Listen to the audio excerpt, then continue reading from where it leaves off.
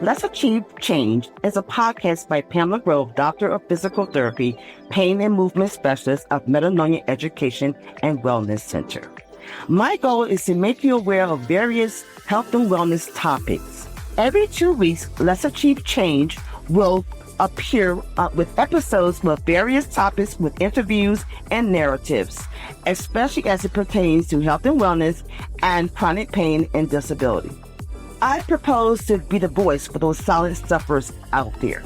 If you'd like to learn more about Let's Achieve Change or Metanoia Education Wellness Center, please visit our website at changeachieve.com. Hello, thank you for joining me today on Let's Achieve Change. I'm Pamela Grove, Doctor of Physical Therapy, Pain and Movement Specialist of Metanoia Education and Wellness Center. Listen, if you want to make some changes, you have tuned into the right podcast. Now listen, don't forget to hit that notification button so that you can subscribe and you won't miss any future episodes on some changes you might want to make. Hello all, welcome back to Let's Achieve Change. Now we're at episode 7. Excited. We'll continue to share and educate and advocate. So for the next several episodes, we're going to take a break from the actual patient perspective, and we're going to dive into a segment on caregivers to give their perspective, since it's such a neglected area that's often missed. And then we're also going to do a segment on the healthcare provider's perspective. But before we dive into the actual 2 guests we have today, I do want to give you some statistics on caregivers.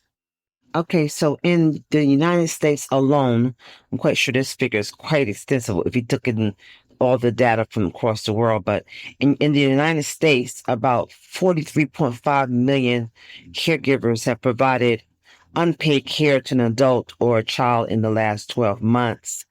We also looking at the figures of the majority of the caregivers, about 82% are caring for one adult, while about 15% may care for 2 adults.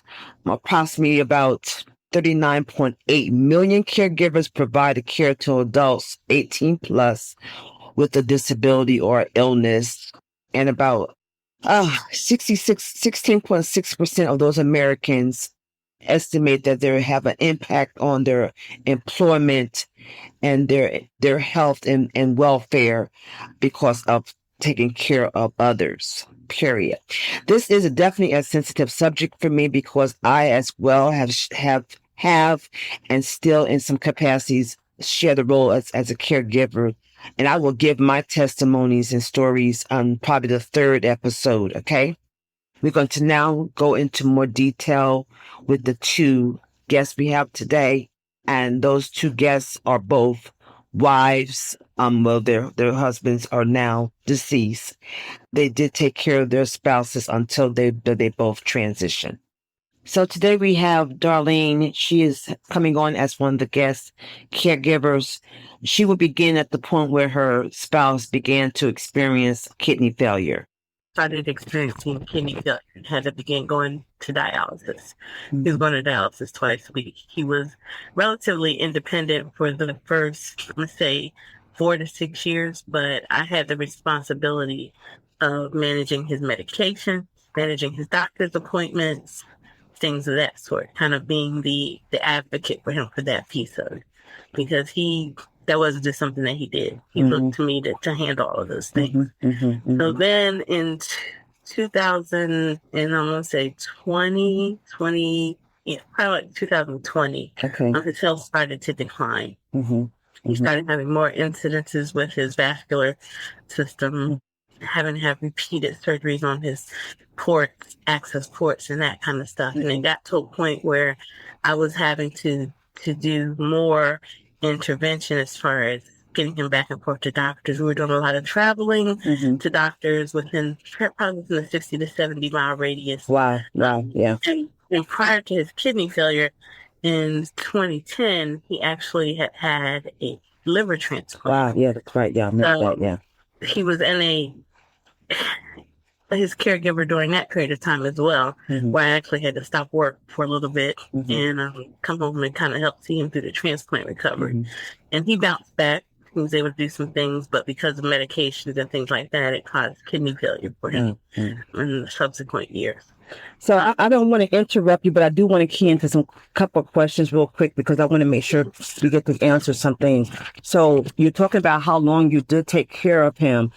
I want you to speak to the fact that you remember how he was before he got ill, right? You know what kind of his personality and what he was able to do and how he was. So can you speak to the fact that how he was different from how he was when you first met him, or in the early part of the marriage and then towards the end, the differences that you saw? He was the kind of guy that liked to have fun and take everything very lightly. He took a lot of pride in his family. He took a lot of pride in his vehicles. He owned many vehicles. Yeah. So he liked his job. He was a truck driver. Okay. And he had a motorcycle, bike rider. He had a few guys that he worked with. He liked doing things like that. Yeah. But he also he didn't do a whole lot as far as like physically getting active in sports or anything like that. He loved to watch it, but he was more of a family kind of guy, just like to have fun in his mindset. He was a smoker, and that was one of his vices and his joys that he liked to do. So that's what he was like before. Yeah. Even before he got to those really bad years, he still tried to do things that he really shouldn't have been doing or couldn't do. Such as, speak to that. He would try to drive. Okay. He really shouldn't have been driving. Okay. I distinctly remember we went to the DMV to renew his driver's license, which the lady looked at me like, he's in a wheelchair now, but he wants his driver's license. Yeah. Well, I wasn't going to fight it because I knew he wasn't going to drive. I'm the driver. So yeah. Gave it to him. And right. I think she could tell that it was a losing battle to say, well, sir, you can't have your license. Nothing wrong with his mind. Right, exactly. His body was cooperating. Right. So you kind of did that to just allow him to still have the self-esteem kind of thing. Yeah. I got you with that. Okay. And, we still did things. He'd say, oh, I want to go for a ride today. We get in the car and we go for a ride.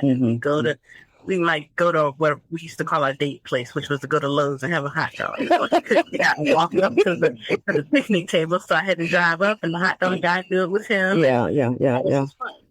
That's kind of what we did. We kind of adapted. To give him some of those moments. So tell me, what was probably the hardest thing that you had to do? Because I know that it started to get hard in the later years. So what would be some of the things, because we're going to talk to other caregivers who are going to be going through things. So what would be the hardest things? Name at least 3 things that were very, very hard that you remember that you had to do. And maybe even during the time you didn't think you were going to be able to get through it. What were some hard things you had to do? Learning when to bite my tongue was probably one of the hardest things because as he got sicker, he became very angry and he would lash out at me quite a bit. And I had to get to a place where I didn't take it personally. And that, unfortunately, 100% wasn't really, I didn't take that on until after he was gone. But it used to bother me a lot. That was probably like really the hardest thing. Some of the physical care things, that was really hard. Getting him in and out of a car when he wasn't able to stand. And then dealing with his frustration and not understanding me trying to help him. We had a lot of adaptive tools and things here at the house to kind of help me in helping him, and he wouldn't cooperate. And it made it harder on me, and he couldn't understand why I couldn't do this or why I couldn't do that. Because I would not to interrupt you again, but I do remember him having a walker too at some point. And so did he actually use the walker? He used the walker. It got to a point, so he was using the walker to help transport himself, say, from the house out to the car. But then he had a fall. Okay. And when he had that fall, that kind of was the beginning of the end with his being able to walk. Ambulance and stuff. And we had to opt to go to the wheelchair. So now you had to do the transfers at this point? Transfer, yeah. And I invested in transfer boards and elevated chairs and all kinds of things. But that was hard. And then because of some of his physical issues with his respiratory system and stuff like that, that was the next hard phase. Because there are things that I knew that he shouldn't do, like his posture and sitting when he's sleeping and stuff. He would fight me with it tooth and nail. Oh, gosh, yeah. So I had to end up getting a hospital bed in the house. Mm. That was a fight. He wouldn't use it. Wow. You know. Wow. Wow. So Wow. it was just those kind of things, fighting for that independence. Even though he knew that I was trying to do what was best for him, it was hard. Yeah, yeah, yeah. Okay, so I knew you had to advocate for him, like, when he especially started get to the point where he couldn't advocate for himself. And so we want to speak to that because we're trying to address the fact that sometimes the medical professionals are not as compassionate or not as understanding.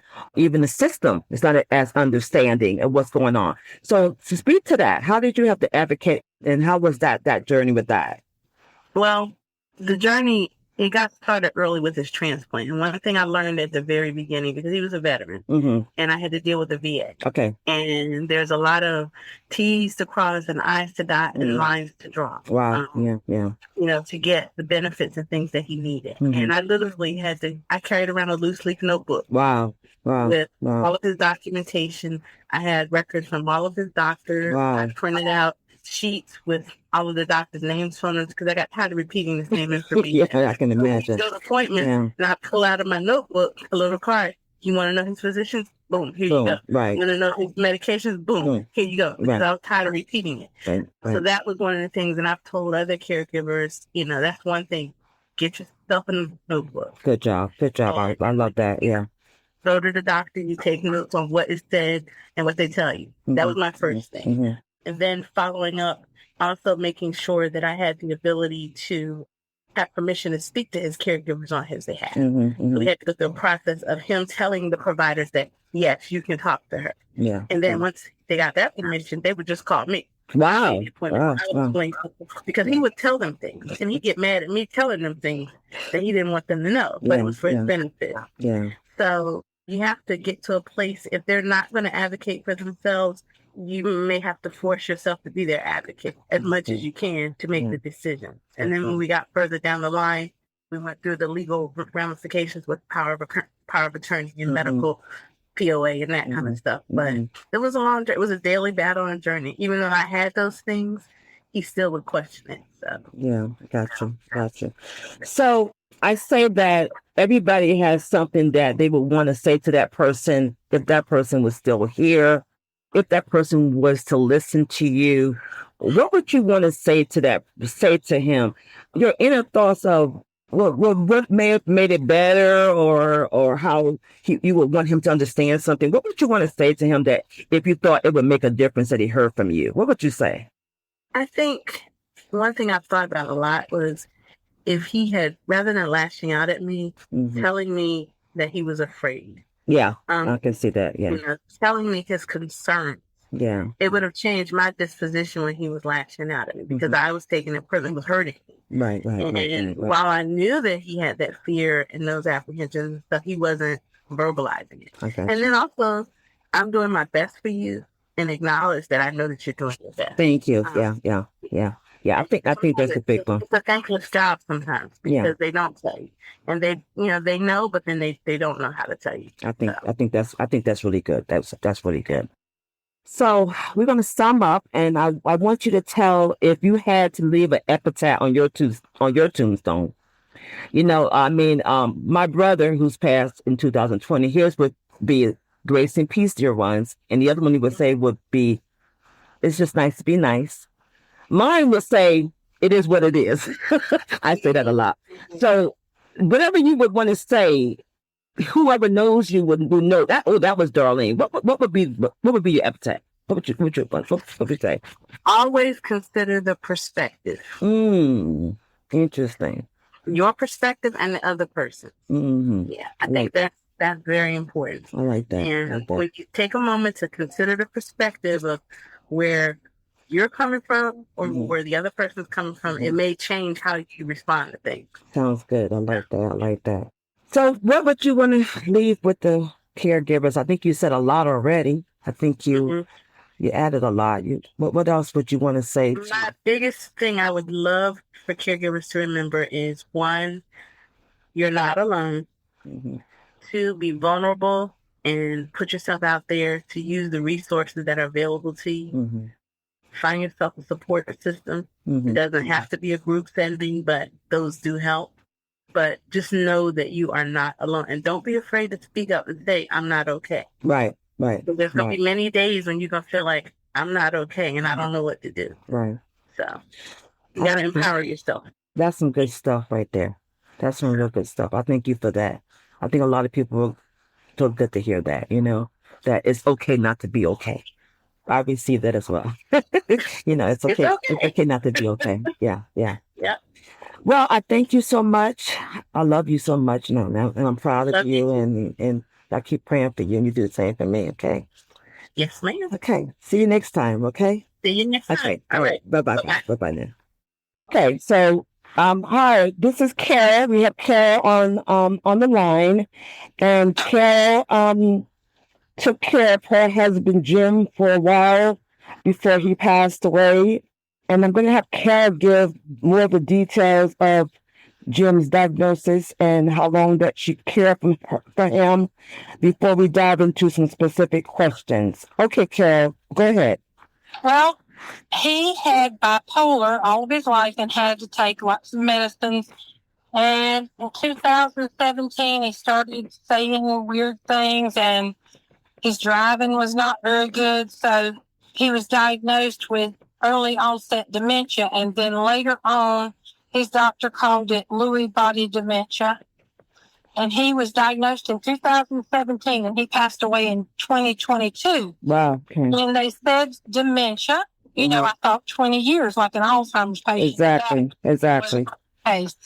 And when they first gave you that diagnosis, had they given you a prognosis of the time that they anticipated for progression? They did not, and I didn't ask because I didn't want to hear it. Basically, I heard like a denial, I guess. And I got you. So just give us some idea of. I know that you took care. You said it was like 5 years there. So give us some ideas of how Jim was before you, because you knew him before he got this diagnosis. So tell us some differences that you start to see between the times when he was different versus the times after he started to decline. Okay, well, I mean, like when he was different, I would say, could you bring me my phone? And he would bring me something else. That was when I really first started thinking we need to go to the neurologist. I mean, he was driving, he was doing everything that, a normal person does. And then he went up the interstate almost the wrong way, but they got him turned around. Okay. So that was right at first there. And then he lost his ability to speak he could speak, but it didn't make a lot of sense. And he was talking really low. Like that. That happened like about 2 years, probably about end of 2018. Okay.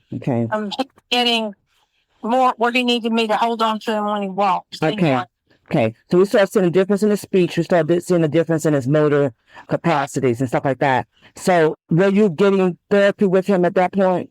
Any type of therapy?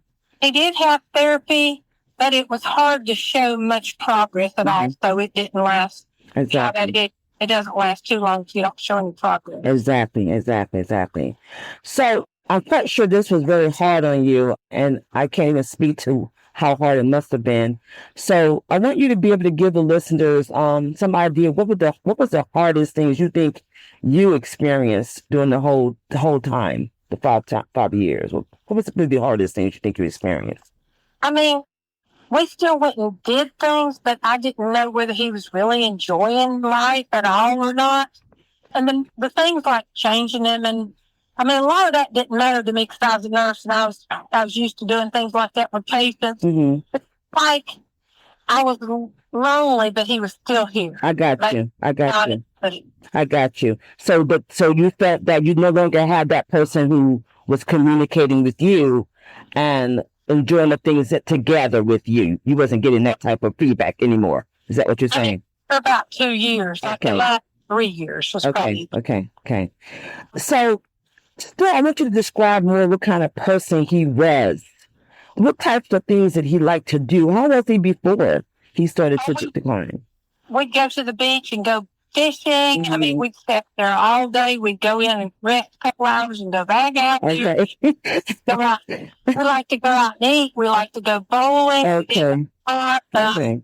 Yeah. He liked to sing, and that really upset me. Oh, wow. He Wow. was real jokey. He would like to joke and tease Okay. people. He was real easygoing unless he didn't take his bipolar medicine. Then he could get Right. like catatonic almost if he didn't take medicine. Yeah, and I've seen that happen quite a bit with the bipolar situation. So, how did you keep yourself from burning out? Because that's a heavy burden to carry for those years. How did you keep yourself going? Well, I mean, I had to pray a lot, and I asked the Lord, I said, just give me a special love to be able to take care of him. I mean, but sometimes you get angry. You can't help it. Just so frustrated and angry. And then after that, I was really, my family was good support, and his family was good support. Good. That's good.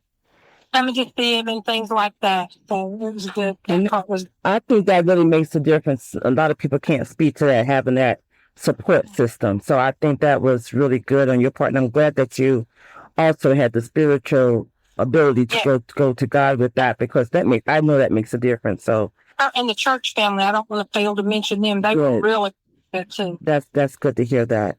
So lots of times we have to advocate for our loved ones we're caring for, especially when they no longer can advocate for themselves. So would you please tell me in what capacity you had to advocate for him, and then if you ever had any lack of response from the caregivers or the professionals in that regard? Can you tell us some details on that? Well, I mean, the neurologist said there's nothing that can be done. He put him on Namenda and one other medicine. And the other, I can't remember the name of the other one. Everybody was practically on it, the older people. But in his case, this did happen pretty early on. I'm not sure, but he was seemed like he was just really slow. And so his primary care doctor did an EKG or EEG that day, and he pinpointed that medicine. His heart rate was like 50. Okay, wow. Have any heart trouble at all. Wow. And so he took him off that medicine, and that really helped. I wish I could remember. I was going to say, can you give us the name of that medicine? Because I would like to have that documented. Let's see. Yeah, because that is something that's very, very important for us to record that medicine, so people understand the differences of what happens with that medicine. It's one that that you give all the time, but that was just one of the side effects of the medication. Let's see. Donepezil. Spell it for me, please. DONEPEZIL. Okay, thank you. Thank you so much for that. So, did the neurologist pick up? You said that the PCP picked up on that, basically. Right. The neurologist did not. Okay. So, did you ever have a discussion with the neurologist about the change in the medication? Yeah, we did tell him. I mean, I'm sure we told him about it because they were all Piedmont Healthcare. And what was the response?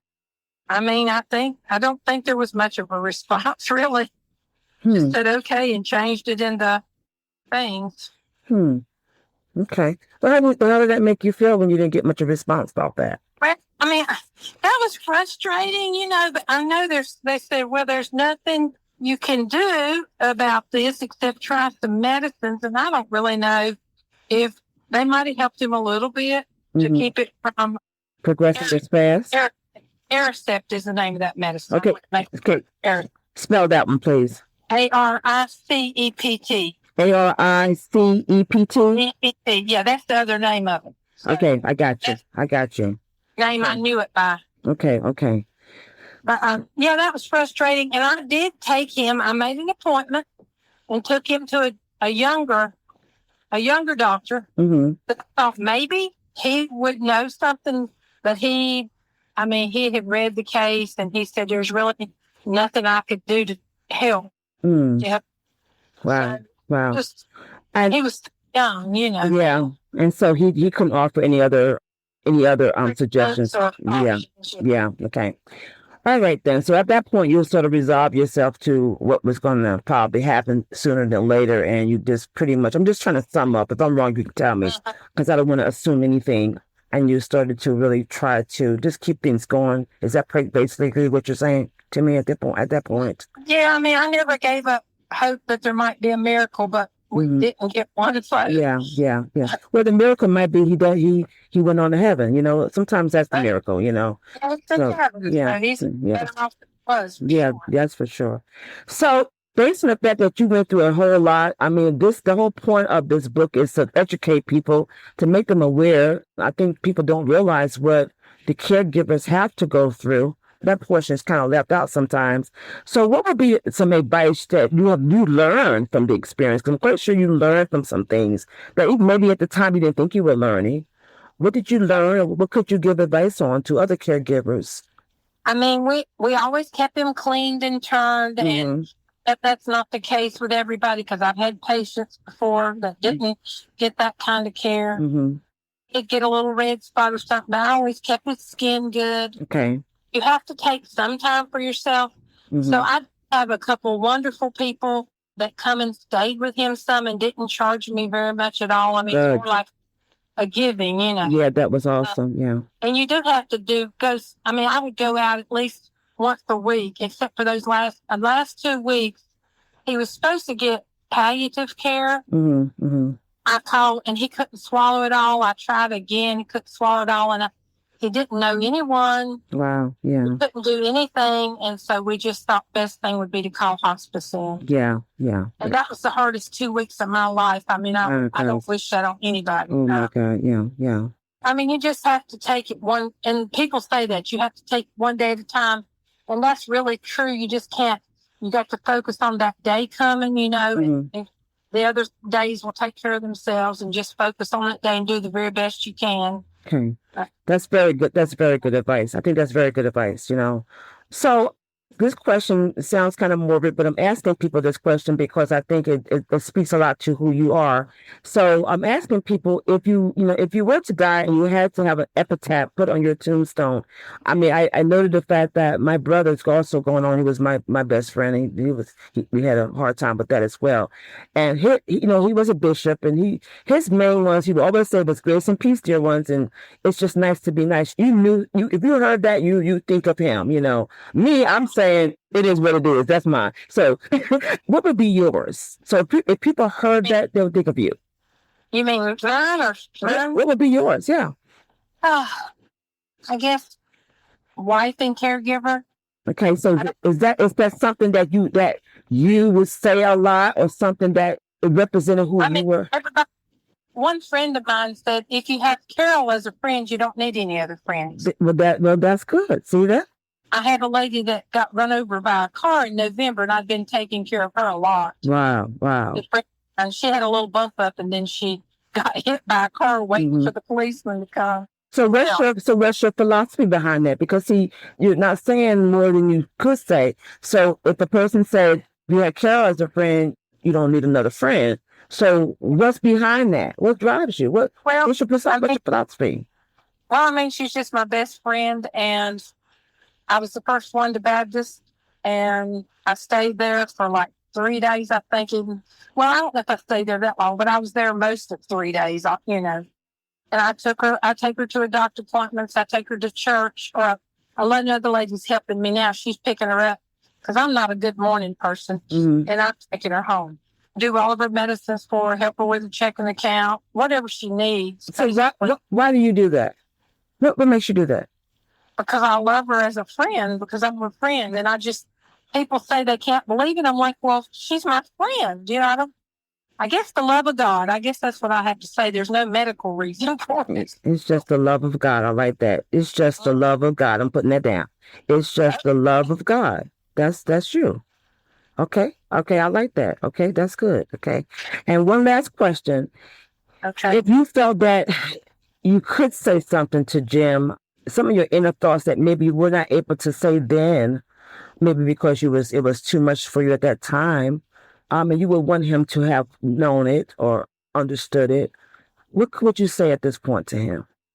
Well, I mean, I did say something to him a week after he shut his eyes. I thought, he's not gonna, and so I thought he's just lingering, and his skin was perfect when all this started. His skin was starting to get bad, and and he had a bad seizure, and he looked like a skeleton. He would always have those really bad ones where his legs and arms would both go. Yeah, Yeah. Scream. He didn't scream that time, but I did. I walked over there and I thought, well, maybe he's wanting me to say something. Maybe he's waiting. Mm-hmm. And so I walked over there on the other side of the bed and took his hand and I said, Jim, I love you. And I said, I want you to know it's been an honor and a privilege to be your wife. And Wow. he started crying. Oh my God. Don't tell me they can't hear. That's right. Exactly right. And I told him that, and I just wanted him to know. And he started crying. I said, no, honey, that's a good thing. That's a good thing. Yeah, yeah.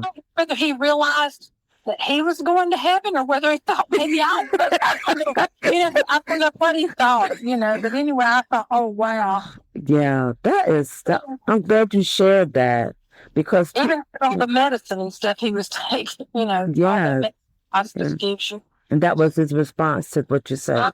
So I'm going to believe that he also understood that. I know. I have no doubt at all that he understood. Yeah, that's awesome. So I really appreciate this. I think you've been very brave to be vulnerable. Is there anything else you would like to share before we end this call? Anything else? I just say love your spouse, your friends, your children. Love your people while they're here and do the very best you can for them. That sounds good. That's a good way for us to end. You have a blessed day. You go take care of that dog, okay? Okay, well, she's on her couch now. All right, Claire. Have a blessed one, okay? Bye-bye. Okay, bye-bye. Bye-bye. Well, I'm hoping you enjoyed the visits with Darlene and Carol because they both were extremely brave to come on to share some of their emotional and physical struggles, as well as provide some great practical advice. I know from Darlene, I got, it's okay to be okay. And I definitely needed to hear that. From Carol, I got, you need to take some time for yourself. So that was very helpful as well. I'm going to love sharing these caregiver episodes because I think we often forget what's going on in the life of those persons behind those, taking care of those people who have chronic pain or disability and those sufferers. And so it's good to get to experience what's going on in the hearts and minds of those caregivers. Okay, don't forget to tune in to the next week segment. We will get to know some more caregivers.